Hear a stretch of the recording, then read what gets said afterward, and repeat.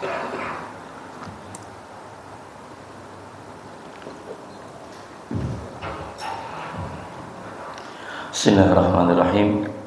Assalamualaikum warahmatullahi wabarakatuh. Innal hamdalillah nahmaduhu wa nasta'inuhu wa nastaghfiruh wa na'udzu billahi min shururi anfusina wa min sayyiati a'malina. Man yahdihillahu fala mudilla lahu wa man yudlil fala hadiya lahu. Wa asyhadu an la ilaha illallah wahdahu la syarika lahu wa asyhadu anna Muhammadan 'abduhu wa rasuluh. Ya ayyuhalladzina amanu taqullaha haqqa tuqatih wa la tamutunna illa wa antum muslimun. Ya ayyuhan nasu taqu rabbakumul ladzi khalaqakum min nafsin wahidah wa khalaqa minha zawjaha wa batha minhuma rijalan katsiran wa nisaa'a wattaqullaha alladzi tasaaluna bihi wal arham innallaha kana 'alaikum raqiba. Ya ayyuhalladzina amanu taqullaha wa qulu qawlan sadida yuslih lakum a'malakum wa yaghfir lakum dhunubakum wa man yuti'illaha wa rasulahu faqad faza fawzan 'azima. Amma ba'du fa inna asdaqal hadithi kitabullah wa khairal hadi hadi Muhammadin sallallahu alaihi wasallam. Syarrul umuri muhdatsatuha wa kullu muhdatsatin bid'ah wa kullu bid'atin dhalalah wa kullu dhalalatin finnar. Allahumma shalli wa sallim wa barik ala nabiyyina Muhammadin wa ala alihi wa ashabihi wat tabi'in wat tabi'i tabi'in wa man tabi'ahum bi ihsanin ila yaumiddin. Ma'asyiral muslimin wal muslimat rahimani Allah wa iyyakum. Ada sebuah hadis yang diriwayatkan oleh Imam Ahmad bahwa Rasulullah sallallahu alaihi wasallam menyampaikan dakhalal jannata rajulun fi dzubabin wa dakhalan nara rajulun fi dzubabin.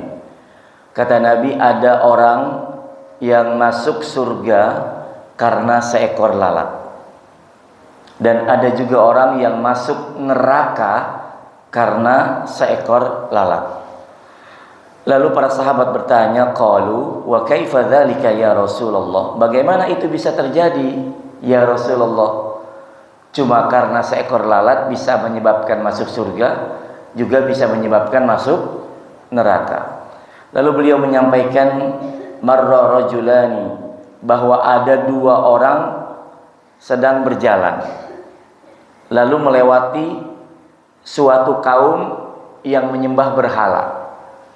Lagi berjalan lewat satu kaum, satu kampung yang di situ mereka menyembah berhala. Yang kata aturan di kampung itu tidak boleh ada orang lewat di depan kampung tersebut kecuali harus terlebih dahulu mempersembahkan kurban atau sesuatu untuk berhala mereka. Silakan lewat tapi harus kurban dulu. Ya kalau ada kambing-kambing, unta-unta baru boleh lewat. Buat siapa kurbannya? Buat berhala di kampung tersebut. Maka dikatakan kepada dua orang tadi, berkurbanlah engkau. Ya qarrib, berkurbanlah sebelum lewat. Lalu dijawab, laisa indi syai'u uqarribu, qalu lahu qarrib walau dzubaban. Kami atau aku tidak punya apapun untuk dikurbankan. Lalu dikatakan lagi qarrib walau dzubaban, berkurbanlah engkau meskipun dengan seekor lalat. Ya. Maka orang ini mengambil seekor lalat, ditangkap, ditepuk begitu, ya kan, sudah mati ditepuk, lalu dipersembahkan kepada berhala dari kampung tersebut. Maka orang ini pun boleh lewat karena sudah berkurban. Tetapi dia masuk neraka. Kenapa masuk neraka? Berkurban untuk selain Allah, nggak boleh kan? Nggak boleh berkurban untuk selain Allah kan, mempersembahkan kepada berhala apalagi kepada ratu laut selatan gitu ya, pantai selatan nggak boleh. Berkurban hanya untuk siapa? Allah. Baik, kemudian wa qalu li akhar, kemudian dikatakan kepada pemuda yang kedua, ya, qarrib, engkau juga kurban. Maka pemuda yang kedua ini berkata, ma kuntu li uqarriba li ahadin syai'an dunallah. Aku tidak akan pernah mempersembahkan sesuatu apapun sebagai kurban untuk selain Allah. Jadi yang kedua ini punya prinsip ya Pak. Dia tahu ilmunya bahwa nggak boleh berkurban untuk selain Allah. Maka apa yang terjadi? Fadarabu unuqahu fadakhalal jannah. Maka dipenggal lehernya Pak. Yang kedua ini dipenggal lehernya, dibunuh. Tetapi kata Nabi, fadakhalal jannah, dia masuk ke dalam surga. Jadi benar ya Pak, hanya karena seekor lalat bisa menyebabkan seseorang masuk neraka, bisa menyebabkan seseorang masuk ke dalam surga. Artinya apa Pak? Artinya penting buat kita untuk memperhatikan masalah-masalah yang terkait dengan akidah, dengan tauhid, dengan hak-hak Allah. Karena Allah nggak boleh disekutukan kan Pak? Nggak boleh berkorban untuk selain Allah. Penting diperhatikan.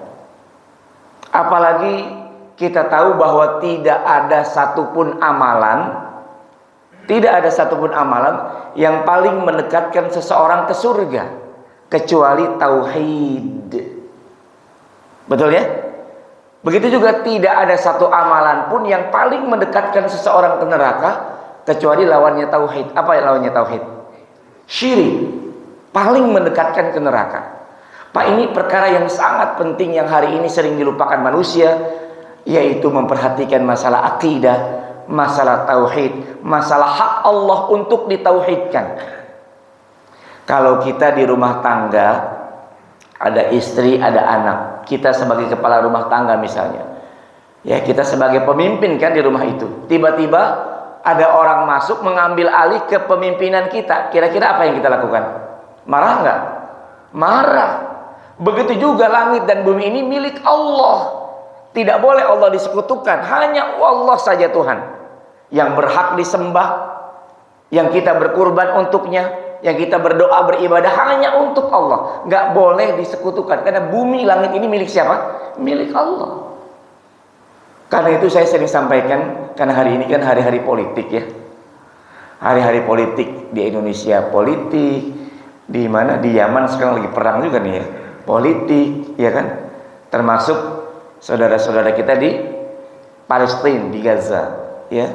Saya ingin sampaikan, andai seseorang mampu membuat satu negeri, bahkan satu dunia menjadi negeri yang adil, makmur, sejahtera, toto titi, tentrem, karto raharjo, gemah ripah, loh jinawi, dia berhasil membuat negeri atau dunia seperti itu, tetapi masih pergi ke dukun, masih percaya jimat, masih suka baca ramalan bintang, masih panggil dukun ya, masih manggil pawang hujan ketika hajatan, maka percayalah, meskipun sukses di alam dunia, di alam kubur menderita. Betul?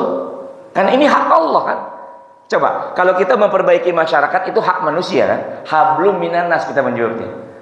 Kalau terkait dengan masalah tauhid, masalah akidah, itu hak Allah untuk tidak boleh disekutukan. Mana yang didahulukan, hak Allah atau hak manusia? Hak Allah. Maka walaupun hak manusia kita penuhi semuanya, tapi hak Allah kita abaikan, pastilah kita celaka. Na'udzubillahi min dzalik. Betul ya? Sepakat ya? Dalam kondisi ini sepakat ya? Di India saya sering contohkan, kalau nggak salah pernah juga di sini, ada seorang nenek yang tiap hari suka memberi makan orang miskin. Tahu ya? Tiap hari kerjaannya memberi makan orang miskin, tetapi dia tidak menyembah Allah. Siapa namanya? Bunda siapa? Nah, Persia. Saya ingin tanya, dia selamat atau tidak di akhirat? Tidak. Padahal tiap hari berbuat baik, tiap hari menyantuni orang miskin. Kita juga sama Pak. Kita perbaiki keadaan negeri kita menjadi hebat, menjadi maju, juga dunia ini menjadi aman sejahtera, tapi kitanya menyekutukan Allah, tidak akan selamat demi Allah. Makanya penting buat kita untuk memperhatikan masalah akidah ini. Dan ini merupakan misi dakwahnya para nabi dan rasul. Jadi setiap nabi dan rasul dari zaman ke zaman yang Allah utus di muka bumi ini, misi dakwahnya sama, agar manusia menyembah Allah saja, tidak menyekutukannya. Untuk urusan dunia bagaimana Ustadz? urusan dunia mah, masalah komputer, masalah handphone, masalah teknologi, masalah betulin mobil, betulin rumah, gitu ya. Kata Nabi, antum a'lamu bi umurid dunyakum. Untuk urusan dunia mah engkau lebih tahu dalam urusan duniamu. Tapi untuk urusan akhirat, perkara hak Allah, itu tidak boleh diabaikan. Perhatikan ayatnya. Allah Ta'ala berfirman diantaranya dalam surah Al-Anbiya ayat 25. A'udzu billahi minasyaitonir rajim. Wa ma arsalna min qablika mir rasulin illa nuhi ilaihi annahu la ilaha illa ana fa'budun. Dan kami, kata Allah, tidak mengutus seorang pun rasul sebelum engkau, wahai Muhammad, melainkan kami wahyukan kepadanya setiap nabi dan rasul itu bahwa tidak ada Tuhan yang berhak diibadahi dengan benar selain aku, kata Allah, maka sembahlah aku saja. Ini misi dakwahnya sama, Pak. Diberikan wahyu kepada para nabi dan rasul untuk apa? Untuk supaya manusia hanya menyembah Allah saja. Jadi ustaz, guru, kiai, habaib, ulama bukan datang untuk memperbaiki ekonomi umat, Pak. Bukan. Sebenarnya bukan itu hakikatnya. Bukan datang untuk memperbaiki urusan rumah tangga, bukan. Tapi datang untuk memperbaiki akidah, memperbaiki tauhid kaum muslimin supaya apa? Supaya hanya menyembah Allah saja. Begitu ya, Pak? Mudah-mudahan kita menjadi paham. Makanya dakwah yang paling mulia dari para dai, para ustadz, para kiai, ya para ulama, para habaib mungkin, itu sebenarnya bukan dakwah yang lain kecuali dakwah tauhid. Itu yang paling mulia, supaya manusia memenuhi hak-hak Allah, bukan sekedar memenuhi hak manusia. Bapak Ibu yang dimuliakan Allah, dulu ada seekor burung. Ya, saya mau cerita nih biar nggak ngantuk. Ada seekor burung yang merupakan bagian dari pasukannya Nabi Sulaiman alaihissalam, yang kerjaannya keliling lalu pulang memberikan laporan kepada Nabi Sulaiman. Namanya burung apa, Pak? Hudhud. Ya. Satu hari burung hudhud ini laporan kepada tuannya Nabi Sulaiman, memberitakan tentang adanya satu negeri ya, yang boleh dibilang negeri yang mengalami kemajuan yang hebat, peradabannya hebat sekali, yaitu negeri Saba. Laporan. Ya, tetapi perhatikan dengan baik. Burung hudhud laporannya apa ke Nabi Sulaiman? Laporannya begini, Pak. Wahai Nabi Allah, bahwa aku melewati satu negeri di mana kaumnya ketika itu ya mendapati kaumnya bersujud kepada matahari, tidak bersujud kepada Allah. Laporannya itu, Pak. Memberikan laporan kepada Nabi Sulaiman bahwa ada negeri namanya negeri Saba. Ketika itu dipimpin oleh siapa? Ratu? Hah? Bilqis mah anaknya Ayu Ting Ting. Hah? Ya, cucunya Ayah Ojak ya. Ya, ada satu negeri ya. Itu laporannya begitu, Pak, menyembah matahari. Padahal negeri Saba itu walaupun penduduknya menyembah matahari, tapi peradabannya maju, gedung-gedungnya bagus, teknologinya hebat. Kenapa sih burung hudhud nggak laporin itu, tapi laporannya orang-orangnya menyembah matahari, tidak menyembah Allah? Coba kita nih kalau dapat tugas dari kantor ke luar negeri, ke Amerika, ke Eropa, ke Jepang gitu ya, pulang dari Amerika, pulang dari Jepang, pulang dari Eropa, laporan ke istri yang pertama apa? Di sana mah gedungnya bagus-bagus, teknologinya maju gitu ya. Kalau ini pokoknya cerita-cerita yang apa? Kemajuan peradabannya ya. Pernah nggak kita cerita ke istri, "Mah, di sana mah walaupun maju, orangnya nggak menyembah Allah." Coba. Ya, kita mah begitu ya. Kalah sama siapa? Burung hudhud. Burung hudhud laporannya perkara akidah, bukan masalah kemajuan peradaban. Ini pelajaran buat kita. Penting untuk memperhatikan perkara tauhid atau akidah. Lalu di zaman Khalifah Umar ibn Khattab radhiyallahu anhu, dulu ada seorang panglima perang. Kalau bahasa kita mah panglima TNI. Ya, yang sangat hebat. yang digelari dengan Saifullah, pedang Allah. Siapa namanya? Khalid bin Walid radhiyallahu an. Betul ya? Ini panglima perang yang luar biasa, Pak. Tidak ada satu perang pun kecuali beliau selalu menang. Bahkan ketika belum masuk Islam, masih kafir, perang melawan Rasulullah dan para sahabat di perang apa namanya? Perang Uhud ya. Menang mana ujungnya? Kaum musyrikin menang ya. Iya kan? Sampai Rasulullah giginya copot ya, berdarah mukanya itu. Dipimpin siapa tuh orang musyrikin? Khalid bin Walid.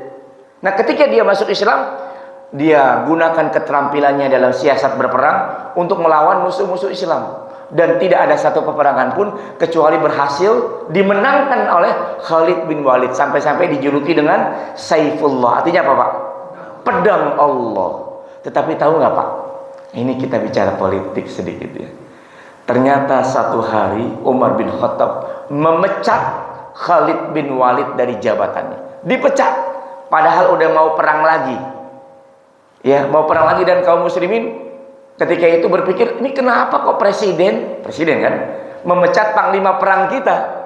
Kalau bahasa kita panglima TNI-nya, Khalid bin Walid dipecat. Timbul desas-desus, Pak, biasa kan. Oh, jangan-jangan Umar nggak suka, jangan-jangan Umar takut kesaingan, karena memang ini bersinar sekali nih Khalid bin Walid, begitu kan. Lalu orang-orang pun berkata, oh, padahal kalau Khalid yang mimpin pasti menang dah perangnya, begitu kan. Apa jawaban Umar ketika timbul desas-desus ini? Perhatikan katanya. Ketika Umar ditanya, mengapa engkau memecat Khalid bin Walid, panglima perang yang hebat? Dijawab oleh Umar, inni lam a'zil Khalidan an suhtatin wala khiyanatin walakinnan nasa futinu bihi fa ahbabtu an ya'lamu anna Allaha huwas sani'. Dikatakan, aku tidak mencopot Khalid bin Walid karena marah ataupun karena dia berkhianat.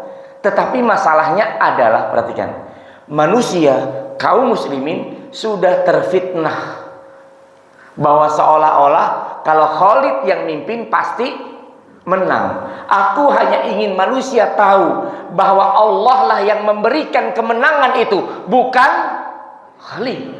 Allahu Akbar. Perkara apa ini, Pak? Akidah. Sampai panglima perangnya pun dipecat. Hanya khawatir manusia terfitnah, menyangka bahwa yang memberikan kemenangan adalah Khalid, bukan Allah. Bahkan dikatakan dalam perkataan yang lain, sungguh aku mencopot Khalid dari panglima, ya, agar manusia tahu bahwa Allah mampu menolong agamanya tanpa Khalid, bukan karena benci, Pak. Kira-kira kita bisa nggak kayak gitu? Ya, ya, orang kanan kepercayaan kita pecat. Supaya apa? Supaya manusia nggak terfitnah bahwa dia yang memberikan kemenangan, gitu ya. Luar biasa, luar biasa. Kalau sekarang ya, tentara panglima digaji tapi perangnya nggak jadi-jadi, gitu ya, nggak ada perang seperti itu ya. Masya Allah. Baik, ada lagi. Ini nggak kalah luar biasa. Kalau itu kan perkara yang besar. Sekarang perkara yang ringan saja. Satu hari ada komplotan pencuri. Ini kisah nyata loh, Pak. Komplotan pencuri mencuri sebuah tas yang berisi uang yang banyak. Komplotan pencuri mencuri tas berisi uang yang banyak. Nah, lalu diberikan dong tas itu kepada bosnya. Bos, lapor, kami berhasil mencuri tas yang isinya uang yang banyak. Dikasih kepada bosnya, bosnya ambil, lalu dibuka tasnya. Ternyata di bagian atasnya ada selembar kertas, ada tulisan, Pak. Tulisannya dari pemilik tas ini. Isinya doa. Apa doanya, Pak? Allahumma inni astaudi'uka mali fahfadhu minal lususi wassariqah. Ya Allah, aku titipkan hartaku ini kepadamu. Jagalah ia dari para pencuri. Subhanallah. Isinya itu, Pak, doa dari pemilik tas tadi. Maka melihat itu dan uang yang banyak, bosnya tutup lagi, kemudian panggil anak buahnya, sini kalian, pulangin tas ini, pulangin tasnya ini. Allahu Akbar. Disuruh apa, Pak? Disuruh kembaliin. Lalu ditanya sama anak buahnya, bos, kenapa kita udah susah payah mengambil tas ini, kenapa harus dikembalikan? Apa jawab bosnya? agar pemilik harta ini tidak berguncang keyakinannya kepada Allah. Karena kita ini cuma pencuri harta, bukan pencuri akidah. Allahu Akbar. Ya Pak ya, sampai harus seperti itu. Ternyata pencuri juga ada yang akidahnya lurus ya Pak ya. Ya, akidahnya lurus. Karena pencuri akidah itu lebih berbahaya daripada pencuri harta. Kalau harta mah hilang bisa dicari lagi nggak? Bisa dicari, kan kita sering lupa ya. Kalau kita sedekah, harta hilang misalnya, kita mah bisa cari lagi. Tapi kalau akidah hilang, kemudian mati, carinya di mana ya? Na'udzubillahi min dzalik. Bisa nggak kayak gitu Pak? Masya Allah. Makanya Imam Ahmad bin Hambal berkata dalam Fatwa Ibn Taimiyah, ini saya terjemahkan saja, lebih baik banyak dosa dengan tauhid yang benar daripada sedikit dosa dengan tauhid yang salah. Ya Pak ya? Karena kemungkinan kalau orang banyak dosa tapi tauhidnya benar, ada kemungkinan diampunin Pak. Ya Pak ya? Tapi ada orang sedikit dosanya tapi tauhidnya melenceng, yang nggak akan diampuni di akhirat. Ya kan? Makanya dijelaskan dalam hadis tentang orang yang selamat, namanya hadis bitokoh. Di akhirat itu Pak, ada seorang laki-laki dipanggil sama Allah, lalu diadili, didatangkan catatan amalnya. Catatan amalnya Pak, setebal 7 kitab sejauh mata memandang. Tebal kitabnya, setiap kitab sejauh mata memandang. Isinya apa Pak? Catatan dosa dari lelaki tadi. Dia pesimis. Lalu Allah bertanya, apakah engkau akui ini catatan dosamu? Iya, saya akui ya Allah. Dia udah siap-siap untuk masuk apa? Masuk neraka. Lalu tiba-tiba didatangkan kepada dia sebuah bitokoh. Bitokoh itu sejenis kartu. Isinya apa Pak? Isinya tentang identitas dari lelaki tadi. Isinya tulisan kalimat La ilaha illallah, menunjukkan hamba tadi walaupun catatan dosanya banyak, dia orang yang bertauhid. Diletakkan di daun timbangan sebelah kanan, maka kalah Pak catatan dosanya itu Pak. Allahu Akbar. Makanya penting. Ya tentu saja perkataan Imam Ahmad ini bukan merupakan legalitas boleh bikin dosa. Kata Ustadz juga kan nggak apa-apa banyak dosa, yang penting tauhidnya selamat, tiap hari bikin, bukan gitu ya Pak ya. Yang lebih baik tentu saja. Sebab begini Pak, perhatikan Pak, ada orang bikin dosa lagi sendirian, buka handphone, lalu dia pengen baca berita niatnya, tapi tiba-tiba fluk muncul dari bawah, suruh ngeklik gambar wanita nggak pakai baju. Ketika itu nggak ada yang lihat kan, cuma dia sama handphone, dan Allah yang nggak melihat gitu. Ya Bang, kalau kita kan kalau ada orang bermaksiat, dia maksiat ya, dia bisa dia nikmati gambar itu kan. Ya. Tapi kalau orang yang bertauhid, mungkin nggak dia lakukan itu? Tidak sebenarnya, karena dia tahu bahwa Allah Maha melihat, walaupun orang lain nggak ada yang lihat. Itu tauhid juga kan? Tauhid juga itu. Makanya tipis. Kalau orang bertauhid itu biasanya nggak bermaksiat, karena dia tahu Allah Maha melihat. Baik, dahulu Pak, ketika pasukan kaum muslimin diutus ke satu negeri, ya, yaitu di daerah Hurmuzan,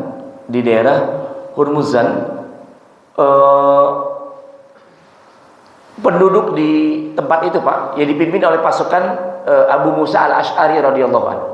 Di tempat itu, penduduk tempat itu kalau lagi ada masalah, itu mereka datang kepada sesosok jasad, mayat, jenazah yang sudah ratusan tahun tapi nggak dimakan, nggak hancur jenazahnya.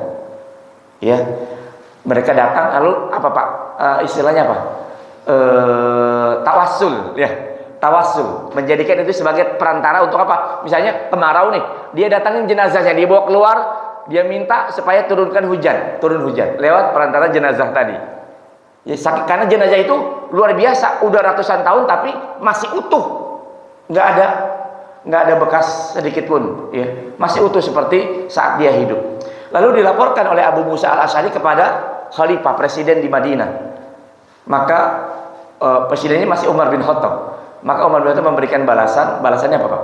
Sesungguhnya itu adalah jasad Nabi Allah Daniel alaihissalam, nabi yang diutus untuk kaum Hurmuzan. Jasad para nabi dan rasul kan tidak apa-apa, tidak rusak kan ya. Dikasih tahu itu jasadnya Nabi Daniel alaihissalam. Maka Umar pun menyuruh kepada Abu Musa al-Asy'ari agar segera dimakamkan, dikebumikan. Tetapi cara pemakamannya unik, Pak. Lagi-lagi untuk menghindari perbuatan syirik, nggak dimakamkan biasa, Pak. Kalau dimakamkan biasa, orang soleh, orang jenazahnya utuh, biasanya orang datang lagi ke situ kan, Pak. Untuk ngapain? Untuk ngalap berkah, untuk tawasul, betul ya? Gitu ya, untuk tabarruk gitu kan. Nah, cara pemakamannya luar biasa. Di Hurmuzan ada sebuah sungai. Umar menyuruh nih, Pak, sungai ini supaya dibendung di siang hari. Sementara dibendung dulu, ya kan, mungkin airnya nggak terlalu deras. Kemudian setelah bendungan itu kan ada daerah yang kosong di bawahnya, disuruh dibuat 13 lubang. Malam hari digali 13 lubang, lalu diletakkan jenazah Nabi Allah dan itu di salah satu lubang itu. Lubang manapun secara random, nggak boleh ada yang tahu di lubang nomor berapa. Dikuburkan di situ, baru kemudian dilepaskan lagi ya bendungannya sehingga air mengalir, sehingga manusia tidak mendatanginya lagi. Sampai harus seperti itu, Pak, untuk menyelamatkan akidah kaum muslimin. Hari ini kita patungan, ibu-ibu terutama, beli seragam. Untuk apa? Untuk ziarah. Ziarahnya boleh, sunnah hukumnya. Sunnah ya, Pak. Saya nggak bilang haram nih, Pak. Jangan salah keluar nih beritanya. Sunnah ziarah itu.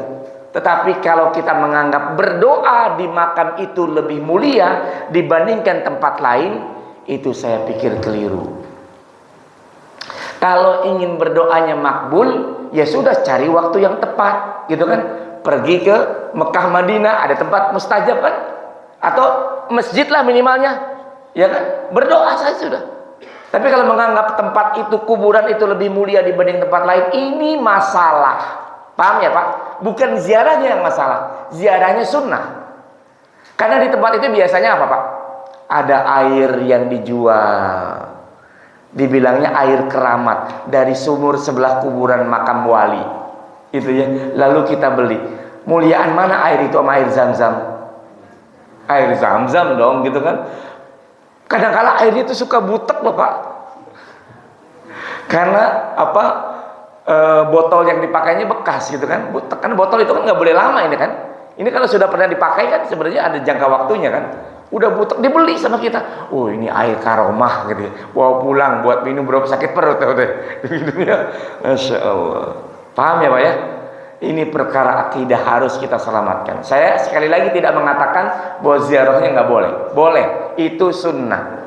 Tetapi kalau kita menganggap berdoa di tempat itu, di makam wali itu katanya lebih mulia dibandingkan tempat lain, hadirkan dalilnya ke kami. Kalau ada dalilnya, qala Rasulullah, siapa yang datang ke makam wali anu, maka dia akan kabul doanya. Baru hadisnya sahih, baru kita laksanakan. Kita laksanakan tanpa kompromi. Ya, wallahu a'lam. Bapak Ibu yang dimuliakan Allah, ada lagi jalan teladan, Pak. Kali ini saya ingin cerita seorang nenek. Ya, karena saya lihat kan di sini nenek-nenek banyak juga ya. Punten ya ibu-ibu ya. Punten, ini ibu-ibu saya, orang tua saya semua di sini ya. Ada seorang nenek sakit. Ini lagi-lagi kisah nyata.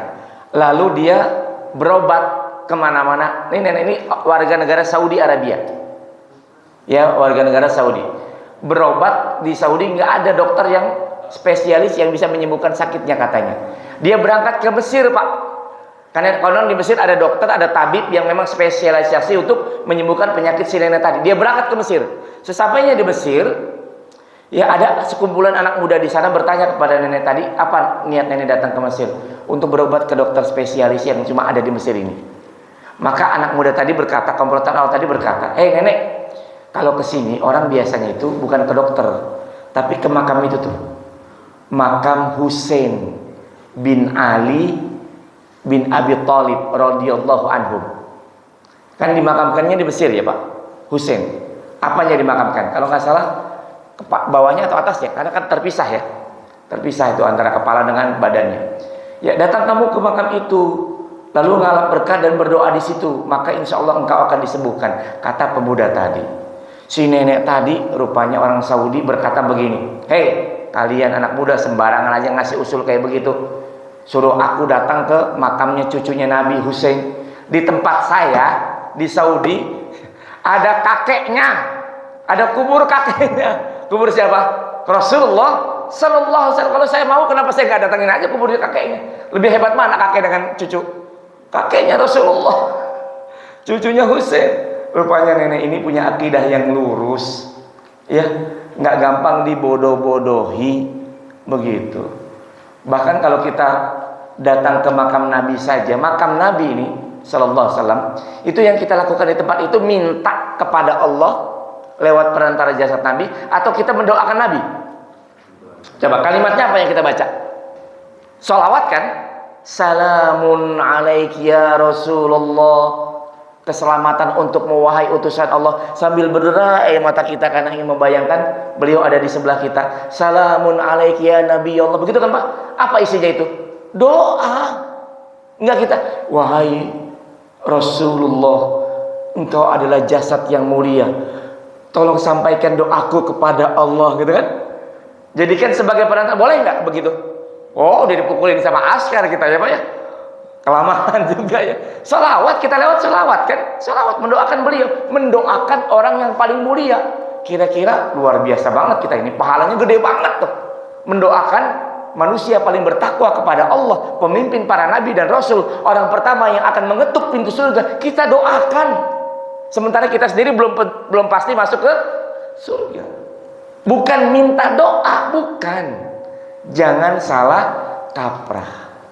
Ini mirip dengan kejadian Pak tahun 1974 ketika Raja Saudi yang ketika itu sangat tegas dan dia berani melawan Amerika Pak, karena Amerika itu mendukung Zionis ya. Namanya Raja Faisal, ingat? Raja Faisal yang dia galak banget sama Barat tuh Pak. Dan dia ini juga pernah alumnus pejuang Palestina ya. Ya, Raja Faisal ini dia berkunjung ke Pakistan. Ya, ketika itu presidennya Mr. Bhutto. Ingat kita anaknya yang perempuan jadi Perdana Menteri Pakistan siapa Pak? Benazir Bhutto. Ini bapaknya Mr. Bhutto. Ya, lalu Mr. Bhutto ketika Raja Faisal datang Pak, ya, itu membawa ke makam keramat seorang sufi terkenal di daerah Sehwan Syarif untuk mengalap berkah. Ya, sekarang masih ada Pak. Coba di googling Sehwan Syarif, di situ ada makam orang sufi terkenal. Ya, yang gedungnya dibangun sangat indah Pak, sangat bagus. Kemudian Raja Faisal berkata dengan sangat lembut kepada temannya Mr. Bhutto, seandainya dibolehkan untuk membangun bangunan di sekitar kuburan, menyanjungi mereka dan beribadah pada mereka, maka kami punya kuburan Nabi Muhammad Sallallahu Alaihi Wasallam. Maka kami pasti akan membangun kuburannya dengan emas dan beribadah di situ. Padahal saat ini kuburannya biasa aja ya Pak. Pak, kalau kita lihat ada kuburan Nabi, apa ininya bagus, apa Pak? Kubahnya, ada sejadah tulisan Arab. Itu hoax, itu bohong. Kuburan Rasulullah Sallallahu Alaihi Wasallam termasuk kuburan. Di sebelahnya ada siapa? Abu Bakar. Sebelahnya ada lagi siapa? Umar. Itu semuanya masih dalam bentuk tanah. Demi Allah, masih dalam bentuk tanah. Apa adanya, enggak ada kubahnya, enggak ada sejadahnya, enggak ada emas permatanya, enggak. Masih tanah Pak. Cuma memang ditutup dengan bangunan sekeliling, yaitu sampai 5 lapis Pak. Ya, supaya orang tidak salah memikirkan bahwa Rasulullah dikuburkan di masjid. Jangan ada kalimat ini ya Pak. Rasulullah dikuburkan di dalam masjid. Tetapi yang terjadi apa Pak? Masjidnya dilebarkan sampai kuburan Rasulullah masuk ke dalamnya. Dan ketika pembangunan masjid dilebarkan sampai kubur Rasulullah masuk ke dalamnya, ketika itu para sahabat sedang tidak ada di Madinah. Kalau ada sahabat di Madinah, tentu pasti menentang Pak. Kuburan Rasulullah masuk ke dalam Masjid Nabawi. Ya, itu ada pelebaran sehingga masuk ke dalam. Makanya saya kalau umrah atau haji, ini juga buat yang lain mungkin, kalau kita masuk dari arah paling belakang tuh, belakang kiblat masuk ke dalam, kalau bisa milih sholatnya jangan di sayap kiri, tetapi di sayap kanan. Karena sayap kiri itu pas di situ ada kuburan Rasulullah, Raudhah, mimbar Nabi kan. Lalu di tengahnya ada mihrab buat imam. Jadi sayap kanan, sayap kiri kan lebarnya sama tuh. Kayak kalau saya sering memilihnya di sayap kanan, supaya ya menghindari syubhat saja. Walaupun ada fatwa dari para ulama ya, termasuk dari ulama Saudi, udah boleh sholat karena sudah ditutup 5 lapis bangunan. Ya, sudah ditutup seperti itu. Ya, itu sebuah pernyataan bahwa kita memang harus memperhatikan akidah kita. Termasuk kalau nanti kesempatan di sini ada yang jadi presiden Indonesia. Ini kan contohnya kan Raja Faisal gitu kan. Ya, siapa tahu di sini ada calon presiden setelah yang sekarang gitu ya. Ya, mana tahu ya, bisa mencontohkan tauhid yang benar. Pak, saya sedih banget ini bicara Pak Haji pakai shell Palestina ya. Saya dukung perjuangan penuh orang Palestina, Pak. Itu Pak, saya sedih ada seorang syekh di sana. Saya dapat kiriman videonya.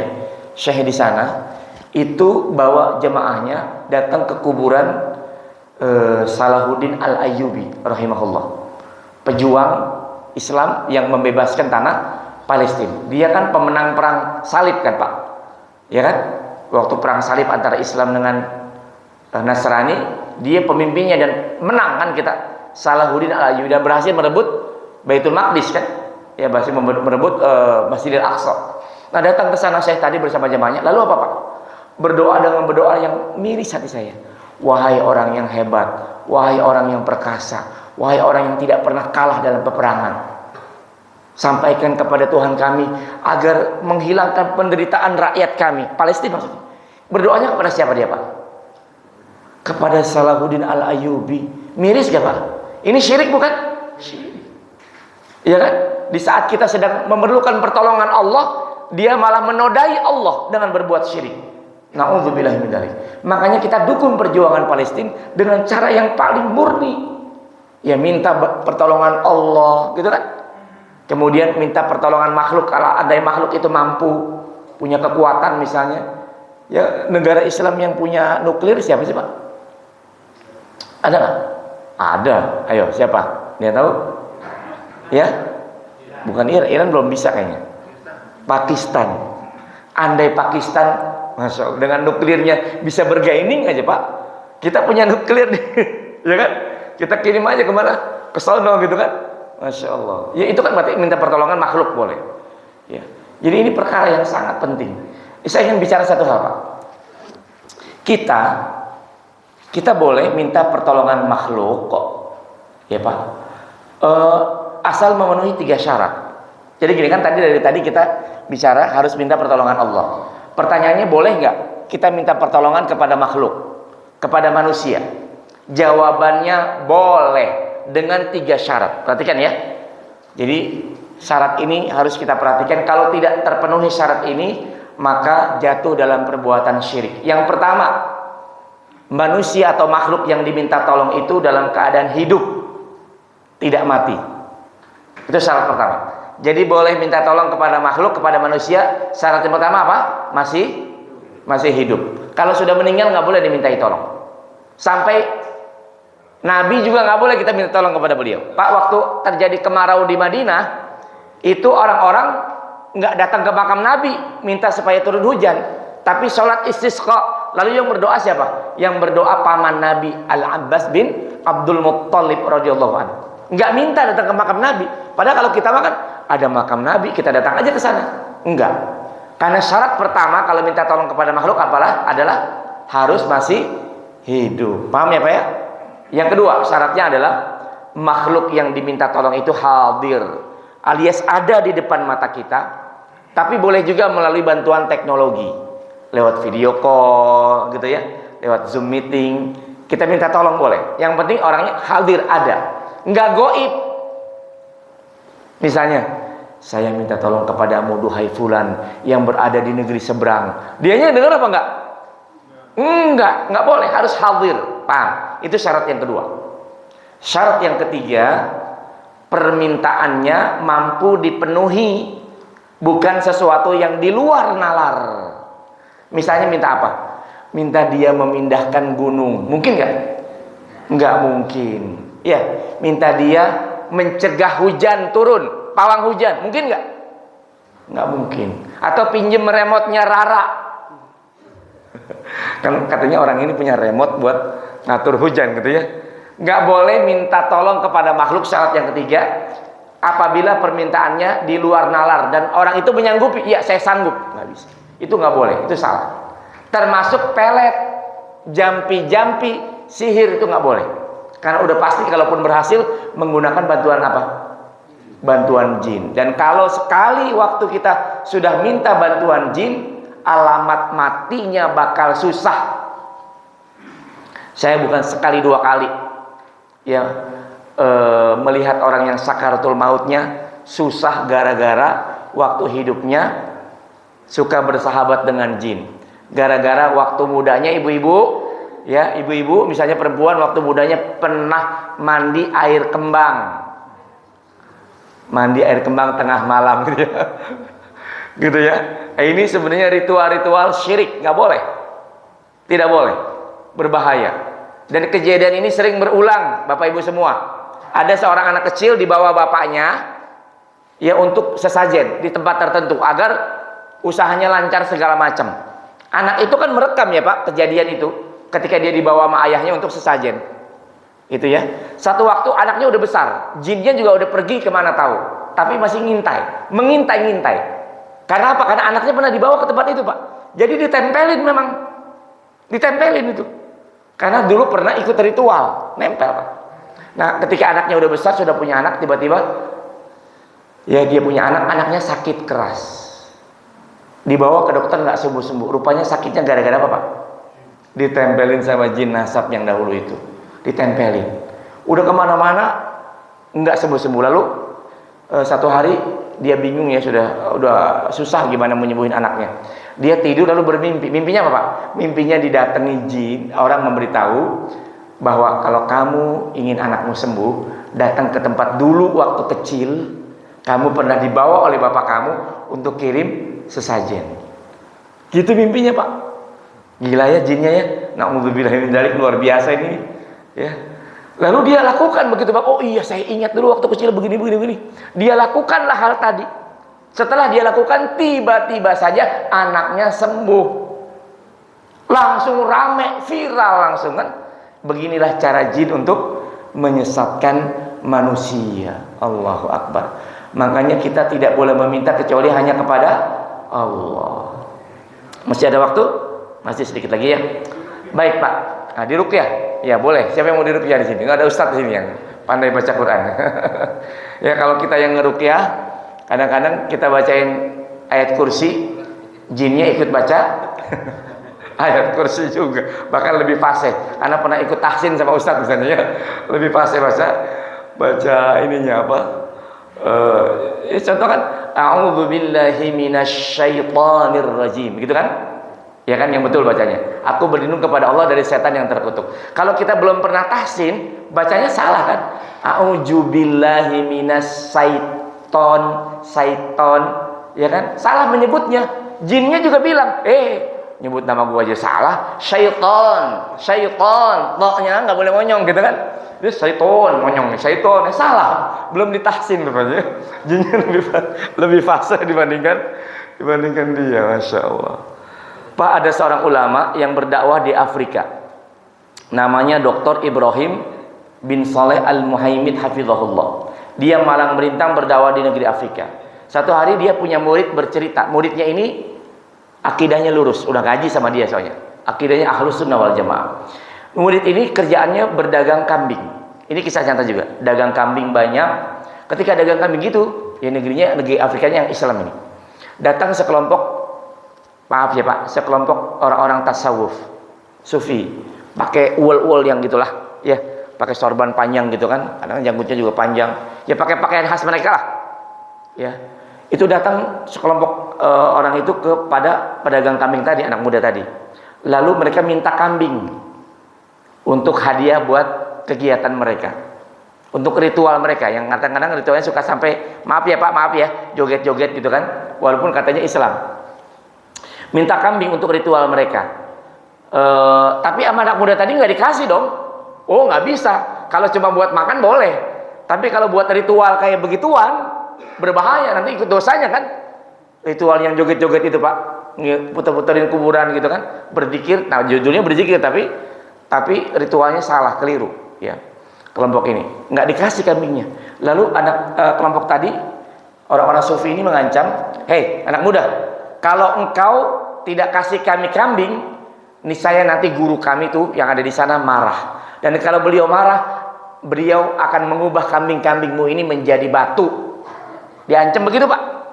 Awas ya kalau nggak ngasih kambingnya, guru kami marah, diubah nih. Kambing-kambing ini jadi batu seperti ini. Lalu penjual kambing ini dengan cerdasnya menjawab, oh kalau begitu ya, sebelum aku berikan kambing, mengapa tidak guru kamu mengubah batu-batu ini menjadi kambing? Ya, lalu kau bawa pulang semua kambingnya tuh. Masya Allah. Ya Pak ya. Dibalik sama dia. Ya nggak bisa dia mengubah batu jadi kambing. Sebagaimana dia juga tidak mampu mengubah kambing menjadi batu. Jadi jangan takut dengan ancaman seperti itu. Ya, Masya Allah. Pak, satu dunia orang ingin mencelakakan kita. Kalau Allah tidak kehendaki, tidak akan terjadi. Betul? Satu dunia nih orang gibahin kita, nyudutkan kita, pengen bikin kita miskin. Tapi Allah tidak kehendaki, tidak akan terjadi. Sebagaimana satu dunia orang ingin bikin kita kaya, tapi Allah tidak kehendaki, tidak akan terjadi. Makanya selalu bergantung hanya kepada Allah Subhanahu wa ta'ala. Hadirin yang dimuliakan Allah, saya pernah dapat kiriman screenshot sebuah iklan ya di Twitter Pak. Twitter, media sosial. Bunyi iklannya lucu deh Pak, begini Pak. Coba perhatikan. Ibu-ibu semua, bapak-bapak perhatikan. Ya, jadi ada orang bikin iklan di Twitter. Bunyinya begini Pak. Dijual, lagi butuh uang, jimat anti melarat, kekal kaya 7 turunan, yang minat langsung inbox. Lucu gak nih Pak? Lucu ya. Dia lagi butuh uang, dia jual jimatnya, dibilang anti melarat. Kenapa nggak dipakai sendiri aja gitu ya? Kenapa mesti dijual gitu kan? Ini terjadi Pak di negeri ini loh Pak. Ya, ini nih Pak nih. Tuh, jimatnya juga difotoin. Ya Pak, jual jimat gitu. Menunjukkan bahwa prioritas dakwah kita sekarang masih tauhid ya Pak ya. Masih tauhid, penting meluruskan akidah umat. Ini buktinya, faktanya ada. Dan ada lagi berita Pak di bisnis online. Perhatikan. Bisnis online ada iklan begini Pak. Bunyinya begini Pak. Jelang tes CPNS. Apa CPNS? Calon pegawai negeri sipil ya. Jelang tes CPNS, pedagang jimat di pasar Jatinegara kebanjiran order. Coba tuh. Dahsyat nggak tuh? Masih ada nggak kesyirikan? Masih. Masih penting nggak menyelamatkan akidah? Masih urgen banget ini Pak. Urgen banget. Ya, kita bicara ngalor ngidur tentang ekonomi, kemajuan umat, peradaban manusia, tapi kalau akidahnya bobrok, nggak akan selamat di alam kubur. Apalagi usia kita kan nggak lama ya. Di pertemuan lalu kita waktu perpindahan tahun kita bicara tentang apa Pak? Tentang masalah waktu kan. Waktu kita nggak lama lagi, kita cuma 1,5 jam saja tinggal di alam dunia ini. Kalau kita kecemari dengan akidah yang buruk, maka naudzubillahi min dzalik, berbahaya buat diri kita. Maka mari kita menjadi orang yang bertauhid, apapun profesi kita. Kalau kita jadi pedagang, jadilah pedagang yang bertauhid. Pedagang yang bertauhid itu bagaimana Pak? Pertama, merasa yakin bahwa Allah yang datangkan pembeli, gitu kan? Yang kedua, tidak sedih ketika dagangannya tidak laku. Tauhid itu Pak. Lalu yang ketiga, tidak sombong apabila dagangannya laris manis. Yang keempat, tidak kecewa kalau ada pembeli yang cuma PHP. Apa PHP? Pembeli harapan palsu, ya, cuma nawar doang, nanya-nanya doang gitu kan. Yang kelima, tidak iri jika melihat dagangan temannya lebih laris dibandingkan dirinya. Itulah pedagang yang bertauhid. Kalau kita sudah bertauhid, urusan beres Pak. Ayah yang bertauhid, dia akan menjaga keluarganya dari api neraka. Ibu yang bertauhid yakin bahwa surga berada di bawah telapak kakinya, membuat anak-anaknya menjadi soleh dan soleha. Karyawan yang bertauhid, dia amanah terhadap pekerjaannya, gitu. Dokter yang bertauhid, dia akan memberikan resep obat bukan racun. Pejabat yang bertauhid, dia tidak akan korupsi, ya kan? Calon presiden yang bertauhid akan memperhatikan masalah etik. Etik endah semua gitu ya. Bahaya ini omongannya. Nggak boleh. Tarik lagi, hapus ya. Video hapus ya. Masya Allah. Ya kalau bertauhid beres ucapannya semua kan Pak? Bener nggak? Beres. Karena dia tahu Allah Maha mengawasi dan memperhatikan. Udah kebanyakan nanti malah kesana kesini. Cukup ya Pak. Jadi ini pertemuan pertama saya ingin memberikan jalan teladan dari orang-orang soleh. Betapa pentingnya menjaga tauhid. Di pertemuan kedua udah mulai serius. Pakai slide kita belajar teori ilmu tentang tauhid. Ya, pakai slide nanti kita perhatikan ilmunya, definisi tauhid, pembagian segala macamnya. Ya, nanti di pertemuan kedua di bulan Februari pekan keberapa? Pekan kedua ya. Izin pakai slide ya supaya lebih. Nanti PDF-nya saya kirimkan ke Ustadz, silakan dibagikan. Kalau sudah selesai. Ya biasanya tentang tauhid 2 kali pertemuan. 2 kali pertemuan baru selesai gitu. Baik, sampai di sini ada waktu 10 menit sebelum kita akhiri, sebelum syuruk, barangkali ada yang ingin berdiskusi, bertanya terkait dengan materi atau hal-hal lain dari kesempatan taklim kalian. Fadhol, silakan. Ada? Tidak ada? Alhamdulillah kalau nggak ada nih. Hah? Kayaknya ngeri-ngeri sedap nih bahasannya ya Ustaz ya. Tentang tauhid, Masya Allah. Ma, ada gak Ma? Ibu-ibu ada nggak pertanyaan? Dari tadi agak disentil juga oleh Ustaz nih ya. Masya Allah. Ya silakan Pak. Silakan Pak. Akidah dengan iman, Masya Allah. Ya, apa perbedaan akidah dan iman? Ada perkara yang sering ketukar-tukar nih Pak. Ya, akidah, iman, tauhid gitu ya. Ya, akidah itu asal kata aqaid, artinya ikatan. Maksudnya apa? Ikatan yang membuat seseorang tidak goyah. Ya. Sedangkan iman itu amana yu'minu, maknanya adalah percaya atau yakin.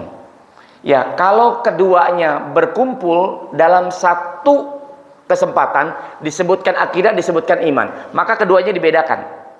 Akidah lebih luas dibandingkan iman. Akidah berbicara tentang prinsip-prinsip yang terkait dengan penyelamatan akidah. Masalahnya sangat luas. Sedangkan kalau iman berbicara tentang keyakinan di dalam hati. Tetapi Pak, kalau disebutkan akidah saja atau iman saja, misalkan sebutkan akidah saja, maka iman sudah termasuk di dalamnya. Karena nggak mungkin orang berakidah lurus tanpa iman. Nah, kalau kita sebut iman saja tanpa menyebut akidah, maka udah pasti akidah sudah termasuk di dalamnya. Tapi kalau keduanya dikumpulkan, maka akidah lebih luas dibandingkan iman. Akidah terkait dengan hal-hal yang menjadi prinsip ikatan yang membuat seseorang agar tidak melenceng ya dalam prinsip-prinsip keagamaan, sementara iman lebih berbicara kepada keyakinan di dalam hati. Kepada siapa yakinnya? Allah Subhanahu wa taala. Wallahu a'lam. Begitu ya, Pak. Ya. Yang lain silakan. Silakan, Pak.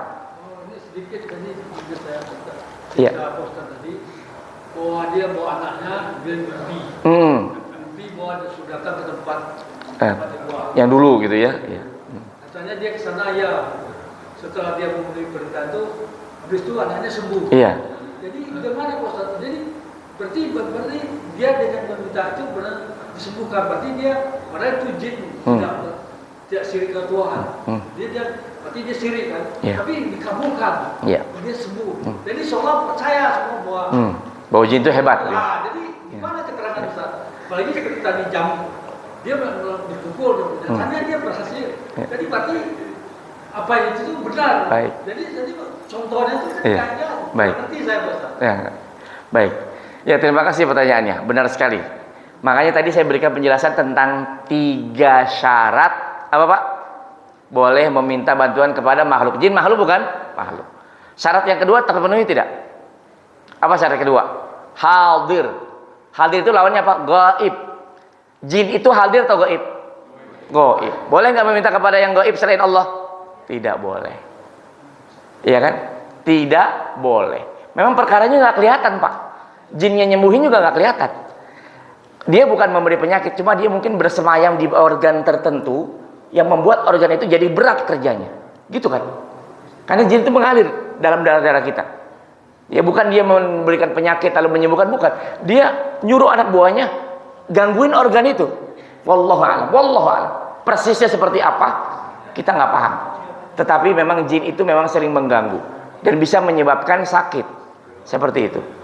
Makanya di antara pengobatan yang benar itu jangan buru-buru. Misalnya kita pergi ke dokter, ya minta dululah kepada Allah yang pertama. Kalau ada anak kita sakit, gitu ya Pak ya, meminta pertolongan kepada Allah. Karena Allah itu gaib, hanya Allah gaib yang boleh kita minta. Ya kalau jin tadi masalahnya gaib.